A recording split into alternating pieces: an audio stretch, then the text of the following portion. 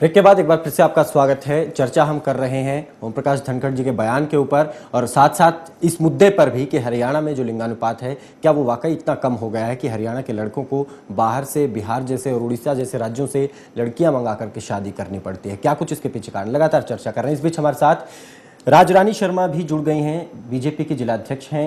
राजरानी जी, स्वागत है आपका भी खबर फास्ट पर।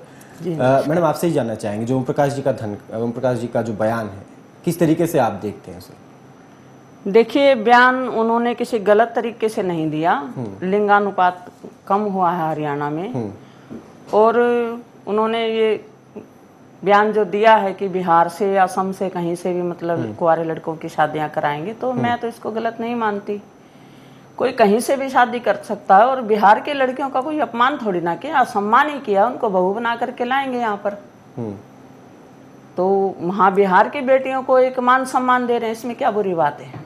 तो विरोध क्यों हो रहा है इतना? बिहार में भी बहुत जबरदस्त विरोध हो रहा है, हरियाणा में भी विरोध हो रहा है, कांग्रेस पार्टी लगातार विरोध कर रही है। देखिए, विरोध अब वो किस वे में ले रहे हैं इस बात की तो हम नहीं कह सकते, लेकिन इसमें कोई बुराई तो आपका मानना है कि बयान इसमें कोई बुराई नहीं है? कोई बुराई नहीं है जी। मैडम, क्या कहेंगे आप इसमें? बीजेपी का ये कहना है कि कोई बुराई नहीं है और साफ तौर पर सभी नेताओं का इस मामले पर यही कहना है। ये बिल्कुल निंदनीय बात है।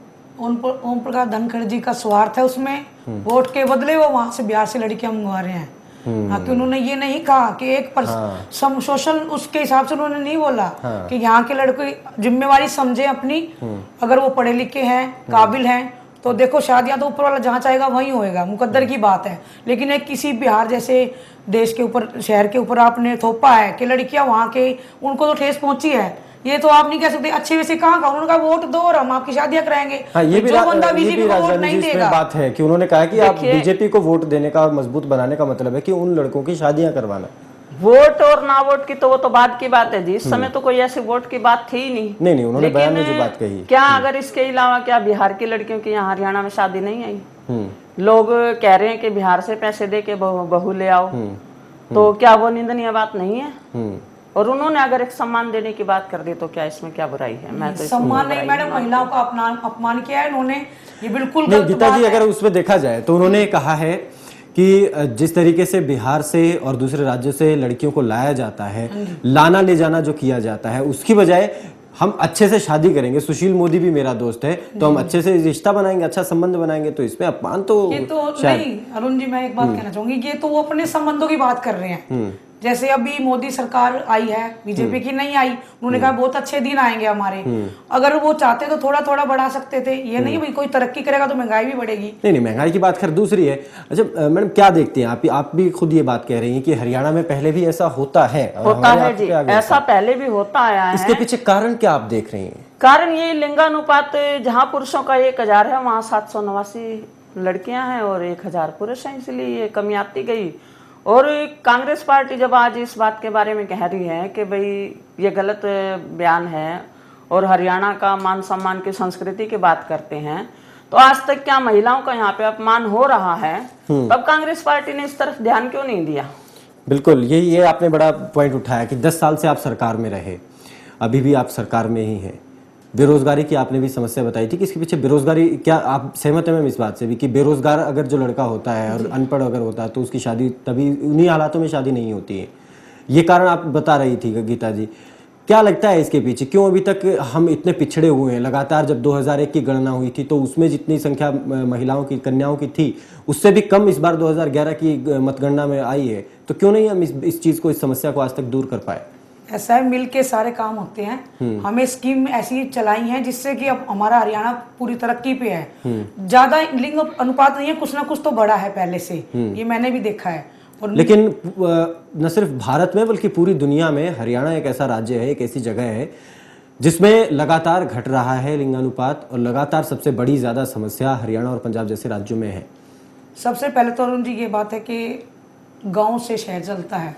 गांव में अभी थोड़ी बहुत कमी है, उसको पूरी करेंगे हम। जो अनपढ़ता का कारण है वो भी एक मेन मुद्दा है, उसके कारण भी कई लड़के पीछे रह जाते हैं शादी में, लड़कियां आगे निकल जाती हैं पढ़ लिख के, वो फिर अपने लेवल का ही लड़का ढूंढती हैं। उनके माँ बाप भी यही चाहते हैं कि हमारी लड़की ने जो पढ़ाई की है उसके अकॉर्डिंग उसका सारा हिसाब किताब सेट हो तो आगे की जिंदगी अच्छी कटेगी।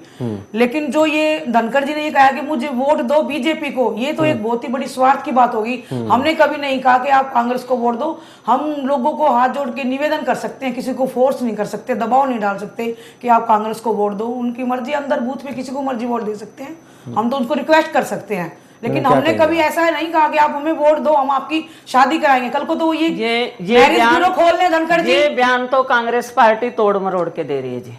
आपने सुना इस समय किसान मोर्चा की कांग्रेस आपने पार्टी सुना? घबराई हुई है। जिस तरह से मोदी जी का फैक्टर चला है पिछले चुनाव में, कहीं अब की बार ये ना चल जाए, इनको कोई मुद्दा तो मिल नहीं रहा, तो अब इस बात को लेकर के और तूल पकड़ते बड़ा मुद्दा तो नहीं। आपने एक महीने में देखा ना, सारी भारत के अंदर हाहाकार हो रही है।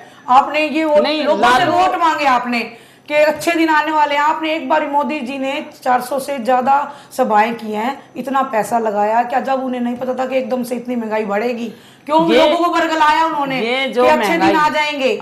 आज आप महंगाई की बात कर रहे हो, 10 साल से कांग्रेस पार्टी लगातार राज्य में रही, हमने केंद्र काम में नहीं रही, किए। हरियाणा चलिए में महंगाई का खैर यूपीए सरकार ने देखिए, काम महंगाई नहीं आज किए। है, महंगाई आज है, इस बात से कोई इनकार नहीं किया जा सकता। लेकिन आज जो मुद्दा है, जो महंगाई से कहीं ज्यादा संवेदनशील मुद्दा है, वो ये है कि हरियाणा में घटता लिंगानुपात इतना ज्यादा, और दूसरी तरफ एक हरियाणा के इतने बड़े नेता को इस तरीके और का हरियाणा बयान की देना लड़कियां पड़े। क्या बाहर नहीं गई?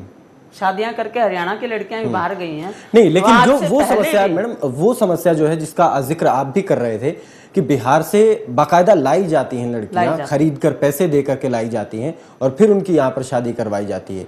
और जिनको अगर कहीं गलत ना लगे, आप दोनों महिलाएं आज स्टूडियो में बैठी हैं, उनको पारो कह करके भी यहाँ बुलाया जाता है, इस तरीके का शब्द उनके लिए इस्तेमाल भी होता है। ये बहुत बड़ी समस्या। उनका कोई वहाँ की महिलाओं का अपमान करने का और बिहार की जनता का अपमान करने का कोई ऐसा इरादा नहीं था। उन्होंने तो यही सोच करके कि भाई यहाँ के लड़के जो इतने इस तरह से अत्याचार हो रहे हैं, इस तरह से मतलब कि रेप जैसी घटनाएं सुनने में आ रही हैं, अगर उन लड़कों की शादियां करा दी जाएं तो इसमें काफी फर्क पड़ेगा। जब उनका घर बस जाएगा, बिहार की हो या हरियाणा की हो या पंजाब की हो, कहीं की भी हो, तो उससे मतलब फर्क पड़ेगा। अच्छा, आप दोनों आज मैं खुशकिस्मत मानता हूं कि स्टूडियो में आज दोनों महिलाएं बैठी हैं और इस मुद्दे पर चर्चा हो रही है। क्या लगता है आपको, हरियाणा में ही नहीं, हरियाणा को छोड़ करके अगर हम पूरे भारत की बात करें, महिलाओं की संख्या और महिलाओं के साथ अत्याचार इतना ज़्यादा होना और लिंगानुपात इतनी तेज़ी से बढ़ना, क्या कारण आप लोग देखते हैं? इसमें कई बार ये भी कहा जाता है कि इसमें खुद महिलाओं का भी हाथ होता है, क्योंकि जो औरत सास बन जाती है फिर उसे चाहत होती है कि उसकी बहू को या उसके बेटे को बेटा ही हो, बेटी ना हो। देखिए, वो पुरानी मानसिकता की जो औरतें होती हैं उनको ज्यादा बेटों से लगाव होता है, लेकिन जो आजकल की नई पीढ़ी है वो बेटा और बेटी में कोई अंतर नहीं समझती। लेकिन भ्रूण हत्याएं उतनी ही संख्या में आज भी हो रही हैं। भ्रूण हत्या वो अपने मन से, वैसे तो देखो सरकार ने रोक लगाई हुई है, लेकिन कुछ दुकानदार ऐसे बैठे हुए हैं अपनी दुकानदारी चलाने के लिए। कई बार ऐसा भी होता है कि गलत होता है, उसमें कन्या नहीं होती और उसके बाद भी अबॉर्शन के बाद उनको फील होता है। तो ये इस तरीके के आते हैं उदाहरण सामने। जी हाँ। तो ये जो अब ओम प्रकाश धनखड़ जी जो बात कर रहे हैं, इसको आप कह रहे हैं कि उसमें कुछ गलत नहीं है, तो क्या माना जाए, क्या हरियाणा के अब लड़कों की शादियां होनी शुरू हो जाएंगी? हाँ जी, हरियाणा के लड़कों की शादियां अभी भी, जैसे मान लिया अब इन्होंने कह दिया कि हम बिहार से लड़कों की शादियां कराएंगे, तो पहले वो 2, 4, 10, 20 लोग इकट्ठे होके वहां 1 नाइट लगा करके लेकर के आते थे, और अब डोल धमाके से भाई उनको लेकर के आएंगे मान सम्मान के साथ। मैं तो इसमें कोई बुरा नहीं मानती है।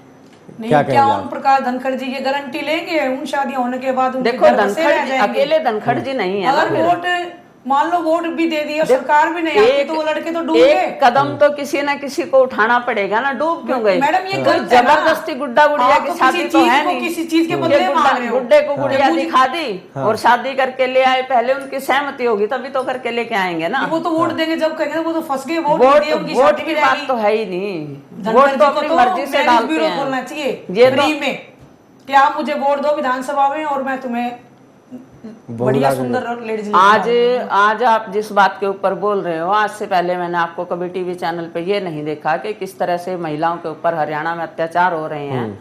आप यहाँ सीएम सिटी में बैठी हैं, आज से पहले आपने कभी इस मैडम, बात मुझे पता अपना है, घर मैं का सीएम मुद्दा सिटी नहीं में थी। हूँ, मैं भी पार्टी में अपना घर का उपाध्यक्ष हूँ, मुझे भी मालूम है मैडम। अपना घर अच्छा, में किस इसमें अब तरह से गीता जी एक ये बात है कि 10 साल से आप सत्ता में हैं, लेकिन फिर भी महिलाओं के साथ जो अत्याचार हो रहे हैं लगातार हो रहे हैं, आप भी इस बात से इनकार नहीं कर सकती, और संख्या लगातार बढ़ रही है।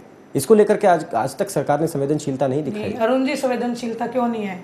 क्या कदम ये उठाया देखो, इसके लिए बताइए। ट्रेनिंग सेंटर खुले हुए हैं इतने लड़कियों को आत्मसम्मान निर्भर करने के लिए। अब ये जो मानसिकता जिनकी खराब है लोगों की, उनको तो देखो ऊपर वाला भी नहीं बदल सकता।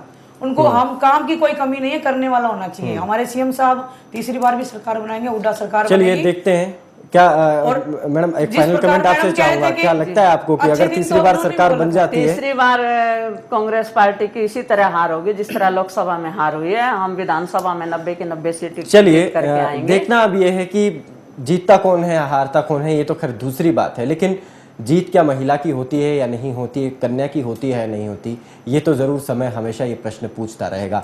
और एक बात के जरिए मैं इस चर्चा को भी खत्म करना चाहूंगा कि कन्या भ्रूणों का किया इसी तरह यदि अंत, फिर पांचाली के लिए 5-5 हो कंत। इस बात ही का जिक्र बार बार होता रहेगा, हमेशा ये प्रश्न पूछा जाता रहेगा। शुक्रिया जी, धन्यवाद।